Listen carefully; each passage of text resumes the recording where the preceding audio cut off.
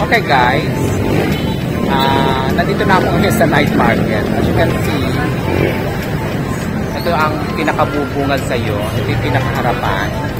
And then beside this night market is McDonald's.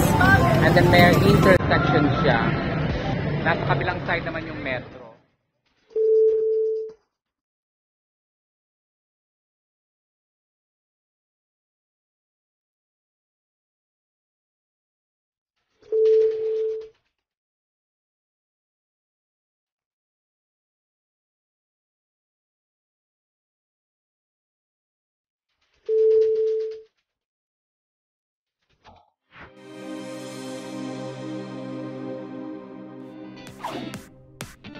Okay guys, andito ako ngayon sa kahabaan ng Osmeña Road. As you can see, right beside me is yung cathedral nila. Hindi ko makita sa inyo kasi medyo madilim na. But anyway, I'm passing through Osmeña Road. And then beside me is Jollibee. So I'm going to, what's this? Night market. So nadaanan ko siya kanina while going to my accommodation. So yun na lang munang puntahan natin and then let's see kung anong ganap doon. So eto gabi na pero maraming mga alam mo na. So eto siya guys. Then marami ding mga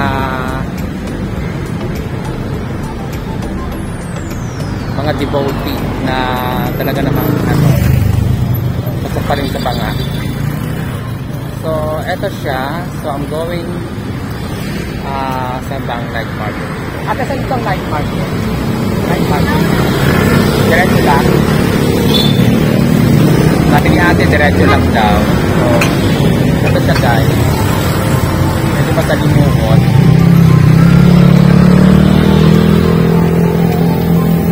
Sabi na kasi yung oras na ako dumating actually. So expect mo, rampahan na lang natin ng gabi ang Colon Street dito sa Cebu City. For the meantime, sit back and relax as I explore you this area. So mapapansin mo mga building dito medyo luma na. And then ang kalsada medyo luma na rin. At the same time may mga basura sa gilid, but nevertheless malinis naman siya. Ito siya guys, tayo sa dulo. Actually ang kahabaan nito is diretso doon sa inanuan ko sa Mini Mall. Medyo popular sila doon eh. And then ayan, may mga bilihan din ng mga santo-santo, diba? Tingnan natin kung magkano mga santo-santo. Diba? Dami na mga santo-santo. Gold glass. Ayan. Diba? All kinds of santo. May malaki santo din. Mother, magkano to? Mga ganito yun. 580 sir. Yan ang pinakamura. Ceramic 350. Okay. Ito 350 to. Ceramic. Ceramic. Wala nang tawag. Yung kasi kahoy. Kahoy sir. So ceramic kung papasan. Last price niya to 350. Kaya pa sa Landa, 300. So 300 daw ito. For the meantime, okay guys, tayo na tayo sa night market. Nandito na ako ngayon sa night market. As you can see, ito ang pinakabubungad sa iyo. Ito yung pinakaharapan. And then beside this night market is McDonald's. And then may intersection siya. Nasa kabilang side naman yung metro. So very easy. Kung ikaw ay nasa bandang Colon Street lang, ang pinaka-landmark ko is metro. And then yung intersection ito, McDonald's, and this one, ito nabubungad sa iyo.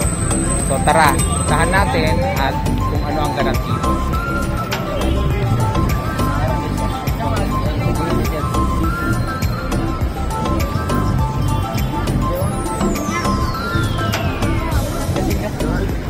Magkano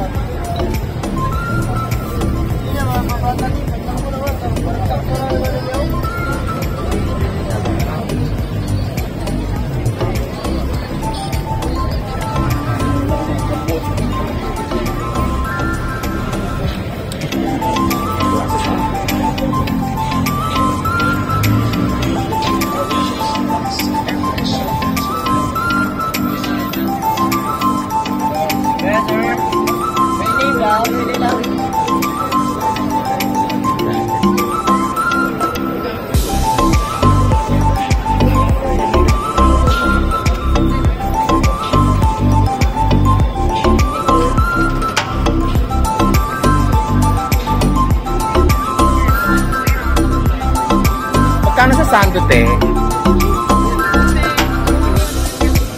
250 itong ano, awanan isa.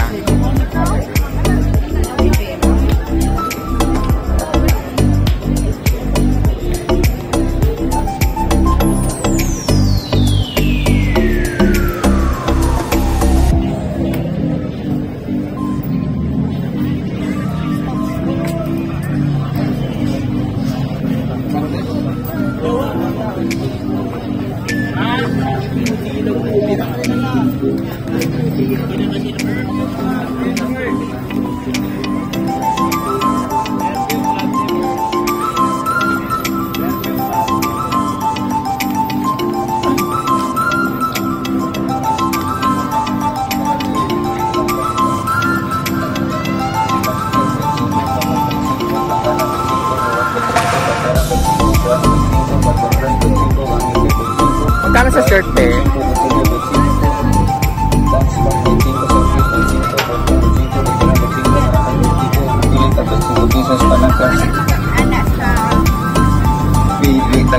Pesos ka ng klase mo.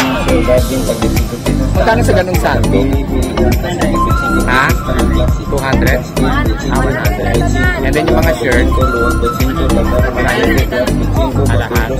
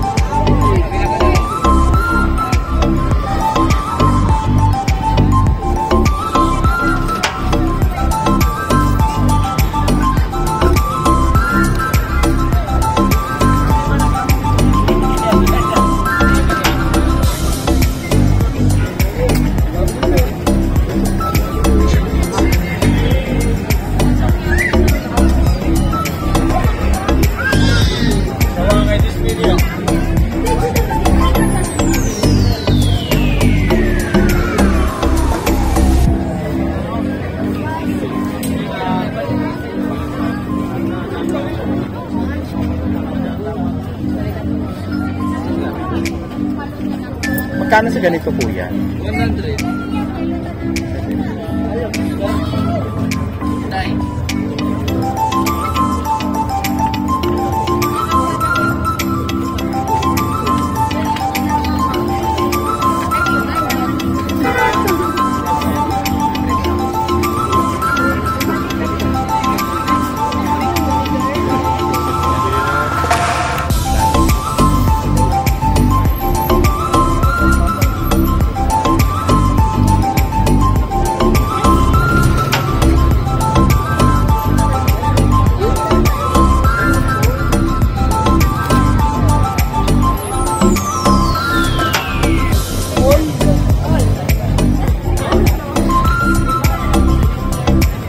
Sando kuya?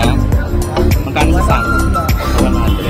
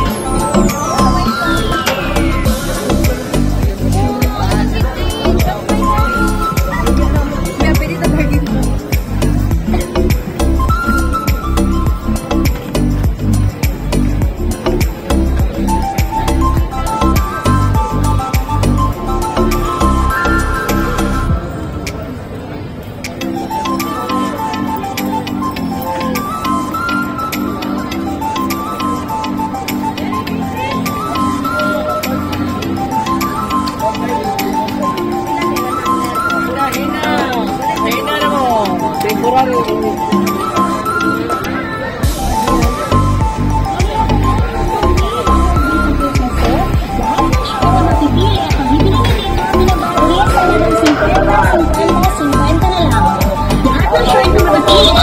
mo dito sa murang halaga ay good quality na. Sulit na sulit sa halagang 50 na lang. Atong taga-Layusa. Ipagawa ng atong mga resibo sa atong Intel Pizza.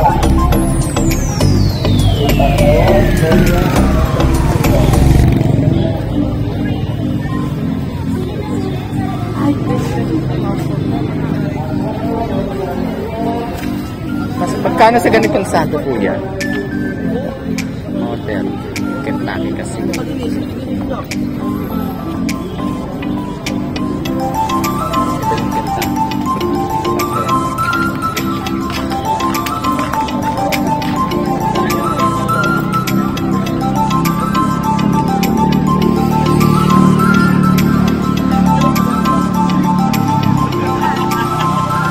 Balik meron.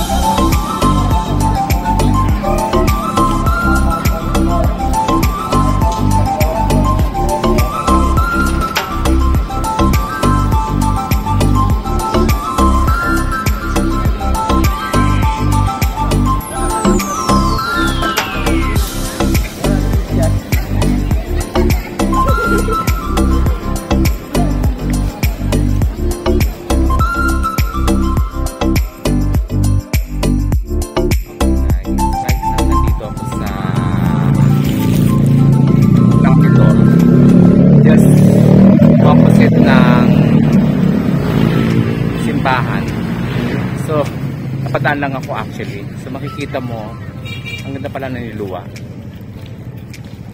Nakakatuwa na makita na etong itsura ng Cebu Capitol. And at the same time, yung simbahan. So, ang ganda siya. And then, may mga estudyanteng mga practice ang sayaw. So, definitely worth saving for. Anyway, galing ako sa night market. Hindi na ako nagtagal kasi wala namang ganap. Anyway, ito I'm on my way home actually. Naghahanap lang ako ng authentic na makakainan para maiba naman. So, ito ang Capitol ng Cebu.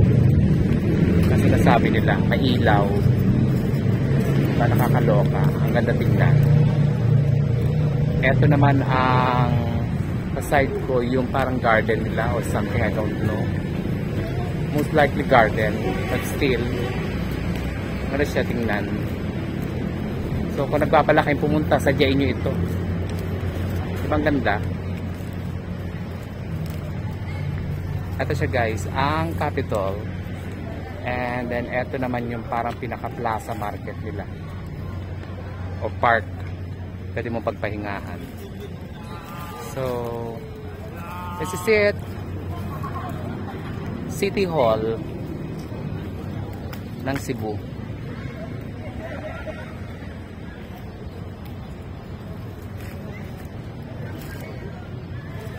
Maganda, mailaw. Hindi ka ma-hold up for sure. Diba? Nakakatuwa.